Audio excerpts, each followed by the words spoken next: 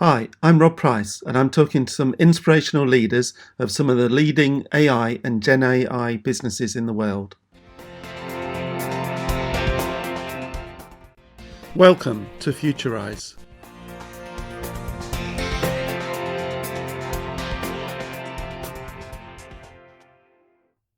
I'm Ovi Negran. I'm co-founder and chief executive B of SocialBee.com. We're a social media management platform that helps you save time and get better results on social media. I've been in the technology space for over 20 years now, starting from development, trying a few startup ideas that didn't take off, going back into the corporate world, learning a bit more, and then at one point where the itch was too hard. I tried again at entrepreneurship. The first idea didn't work, but then we pivoted into SocialBee. And 8 years later, we're still growing and still working on SocialBee. And Ovi, you win the prize for the first person who's introduced themselves as the chief executive bee. So does that mean that everyone's called bees within the organization? We try to not to take ourselves too seriously. So yes, we do have a lot of B type titles in our organization. Yes. Fantastic. So we're talking today on Futurise, and we'd love to talk about all things AI. And I know that you've added a focus around how can you incorporate generative AI on top of the core services that you've provided. So could you talk to us a bit about the strategy and how you've gone about introducing AI services on top of the core product? Everything that we're trying to do with SocialBee is to help our customers save time while working on their social media profiles. So when ChatGPT 3 became a thing, we started playing with it, and we could definitely see the potential, and we can see the vision of the future where AI will become only more and more powerful.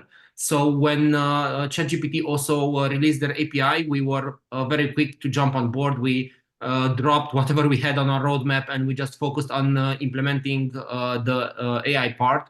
And we tried to make sure that we are giving options for people to more easily create social media posts, because especially in social media, and as in writing or creating in general, you're facing sometimes the blank page problem where you don't know what type of content you should create.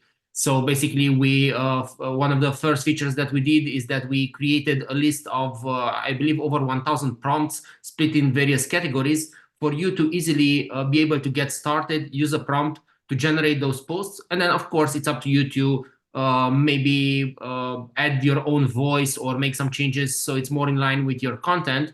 But it's something to help you get started to get to your first post created with AI. And besides that, we went further after we did this feature, and we worked on what we're calling SocialBee Copilot, where we're asking you 7 or 8 questions. And based on your answers, we are actually suggesting which social networks you should be focusing on, because not all businesses should be on all social networks. We tell you what type of content you should be creating, when you should be sharing across your social profiles that content, and we even generate some drafts for those content, both the text, and we're also now trying to help with the image generation part as well. And I saw a note from SocialBee the other day talking about, I think it was Instagram had changed the way in which they were using the algorithm, and I know from experience LinkedIn have done that many times. So is it also about helping people optimize the effectiveness of their posts on those platforms by using everything that you and AI know together to get the optimal impact? Yes. So basically, one of the functionalities that we have in SocialBee is for you to be able to create one post, but then to customize it for each different profile. And right now, you would have to still, when you're doing the prompt, you will have to say, okay, I want this for LinkedIn or for Facebook or and so on. But actually, we have in the works a one-click customize for each profile type of a solution, where maybe you created your own post, and then with just one click, we make sure that they're customized for each different social networks. Or when you're creating the post to start with AI, already it can be customized for each social networks individually. Are you also finding that because I mean, the broader ecosystem out there is changing all the time, isn't there? The new large language models, new image generation tools, new APIs connecting into all sorts of things. Is that something that you're very much focused on as well to understand how you lay out your roadmap going forward? And not wanting to kind of give any secrets about the roadmap, but just in terms of how you think about things. Yeah, actually, a big part of our roadmap is public because we like to work together with our customers to define the priorities and see what we should focus on next. But indeed, our internal roadmap is much bigger than the public one, and I find it finally that as we keep on building more and shipping more features, our internal roadmap just keeps growing somehow instead of shrinking because more ideas always come to mind.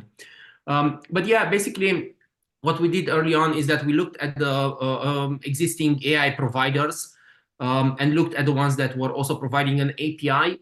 And then we basically decided to just make a bet on OpenAI because what we can see, and throughout this time, I think this hunch was proven right, that sometimes OpenAI is ahead, sometimes maybe Google Gemini is ahead, sometimes some other players are ahead, but it's always a game where they keep playing catch up and OpenAI catch ups to Google or the other way around, and they're quite close to each other. So basically, because also OpenAI started this whole revolution and they have like a very good team, we decided we just focus on using the OpenAI APIs. So we learn how to use them best. We know how to create various advanced prompts in the background for us to be able to get the most results out of them and to just use them. And so far it worked. If at one point we'll see that there's a particular capability that OpenAI is not offering and somebody else is, and it also doesn't look like they are planning to offer it, then we might also incorporate multiple APIs. But for now, this strategy worked nicely for us. Fantastic. One of the things that we always talk about is for those that are listening, who's most likely to be interested in the subject that we're talking about. But I'm particularly interested in one thing here is, have you found that you've got a different type of community that's interested in your core SocialBee product using that from maybe those that are most who have adopted the AI tools that you've introduced more effectively, or actually is that still the same community? I just wonder whether you've noticed any patterns in adoption. So when we doubled down on AI, we did that both on the product and on the marketing side. So actually this AI post generator that also offers you prompt ideas and suggestions and so on, we also offer this for free on our website for people who just want to give it a try and see if AI works for them. And there are people who are finding us because they're looking for an AI solution for social media, while we also have people who are just looking for a social media management tool, like in the classical sense. And indeed, we don't see everybody using the AI functionalities yet, but we saw already when we launched the first version, lots of people who used it from day one, and they were very excited by the results they could get and the extra time saving that they could get. Now, I'm sure that as more and more people have used both the text and indeed image generation, there will, and as more people just generally are aware of the ethics and the responsibility side, that will become more of a question. So how have you thought about AI ethics and responsibility in the context of delivering that content to people? Because I mean, obviously you're a platform that's about mass usage by lots and lots of people. So, I mean, it must be at the forefront of your team's mind, I imagine. Yeah, so we're always trying to make sure that first of all we don't have like any users that are spamming or creating like content which is not okay from the point of view of the law and so on our platform.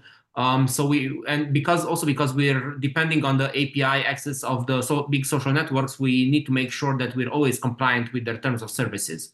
That being said, on the API part of things, because we are relying on OpenAI as a provider of AI, but basically we're just piggybacking on their use of the all the safety mechanism that they put in place to make sure that you cannot generate like hateful speech, for example, not even as a social media post, which then would be shared on social media. Okay. Do you have when you think about you bringing people into the team, whereabouts are you based actually? The team as a whole. Yeah. Well, myself, I'm based in Frankfurt in Germany, but most of the team is based in Romania. I'm also originally from Romania. But since COVID, even though we have an office, nobody likes to go to that office anymore. So basically, we're a remote team. But you're providing services everywhere, aren't you? I mean, I mean, I'm sat in the UK consuming the service. Do you operate beyond Europe as well, globally? Yeah, actually, most of our customers come from the US. Then the other English-speaking countries, UK, of course, being the top of them, are top in the terms of number of customers that we're having. So we're definitely from day one we acted as a global company, and we planned as such, and we work as a global company. Excellent. So I want to talk about recruitment and talent attraction, and I think especially when I'm thinking about those around the AI and the generative AI space, especially. I mean, is that something that I mean, I know Romania quite well. I've worked with teams there in the past, so I know that there's a host of tech talent there. Is that the focus for you, or have you looked at other mechanisms? But I know I talked on a previous call, for example, and the organization was effectively a community from an online forums, and they'd connected experts together no matter where they are in the world. Tell me about how you think about expanding the team. Yeah, so at the moment we are still focused on growing the team in Romania. I think it just makes things easier also from a communication point of view. For example, in a few days we will all meet in person to celebrate our eighth birthday. And also having this closer geography can sometimes help. Of course, this is also for us easy to do because, as you also said, Romania has a very good tech talent pool, both on the like classical development, but also more and more on the AI side of things. We actually have like UiPath is a huge B2B company that starts from Romania, and they're really heavy on the AI side of things. And more AI startups are also popping up. So from a talent point of view, it's relatively easy to find. Romania used to be also a cheaper destination when it comes to the development world. Um, I don't think it's cheap anymore. Might be slightly cheaper than Western Europe, but definitely cost is not the forefront of the decision for us or for other companies that are going to Romania for talent. It's more the availability of the talent pool and also the proactive mindset of trying to get things done and to make sure that everybody is pulling together to deliver a successful product. And what do you look for when you're attracting people? Because I mean, as we said, it's a kind of fast-moving new market around generative AI. So it's not like there's a CV with 20 years experience in it. So what are the things that shine through on somebody's CV that would work for you as you're looking at them? So we definitely like to see some experience, even though it's not necessarily in the AI space, but we want to see that there is also a drive to always keep learning. One of our values at SocialBee is be better. Of course, be with two E's because we like B puns. But for people to always strive to learn whatever the newest technique is or the newest technology that might be useful for us. And it's more about making sure that people have a growth mindset. Of course, sometimes we need to hire more senior people, and then we're looking for that senior level of experience as well. But especially when we're looking for more junior people, it's more about making sure that they have the drive and will to learn because things are changing so fast anyway that you need to make sure that you always learn to just keep up to date with what's needed nowadays. So let's talk a bit about the future and ambition. And I think I wanted to start with, I mean, having used SocialBee, and I should say one of the first things that was most important for me personally around using it was just how easy it was to use. I found it a very natural to use tool. It didn't take ages to learn how to use it. So that was great. Um, But talk to me about ambition in terms of I could see that you could extend functionality back into the core reason for why somebody wants to do a marketing post, for example, or I could see that you could extend geography, or I can see that you could extend the set of features. What does success count for you over the next 2 to 3 years? Which of those directions, or indeed other directions, would you highlight as important for the SocialBee organization? So, as I mentioned before, our number one goal is to help you save time and get better results from social media. So, on the saving time of things, this means multiple things. It means constantly improving our UI and UX. And I think we're at the third larger iteration of our UX. You would have not said that it was an easy one when we had like the first version, but we keep iterating. And I'm also quite happy with where we are now, but I think there's always room for improvement. Then, of course, adding more and more AI into our functionality. I think maybe right now and maybe even for 1, 2 more years, people will keep talking about AI, but at one point you will just assume AI is there. You don't care, like people don't care about the underlying technology most of the time. So unless we're techies, then yeah, we like to geek out about those things, but people care about the end results. It's that adage of people don't need a drill, they need a hole in the wall. Or actually they don't even need a hole in the wall, they need a way to hang up a painting or something like that. So basically, AI is definitely core to what we're doing, and we're adding more and more functionality within the tool. And at one point, I want to get to a place where you just give us your website, maybe if you already have your website, or connect your social profiles, and then we can pull all of the information that we need out of those small data points and build a whole social media strategy for you, present it to you. Sure, you might have a way to overwrite it if you want to make some changes, but at one point, AI could be doing that in full for you. I'm sure we'll get there, both from the point of how AI itself is advancing and becoming smarter and smarter, and it's like crazy how smart it's gotten, but also from a point of what we need to do on our end to get to that place.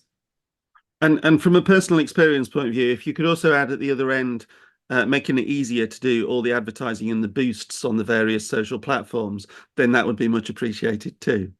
It's something that has been requested, and we have our eye on this functionality as well. We didn't go into that module right now, but I'm sure that we'll get to that one as well.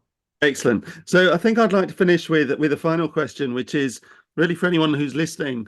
Would you have a recommendation of maybe anything that you've learned along the journey from having created a core business that you've then added to and extended its success by bringing in generative AI?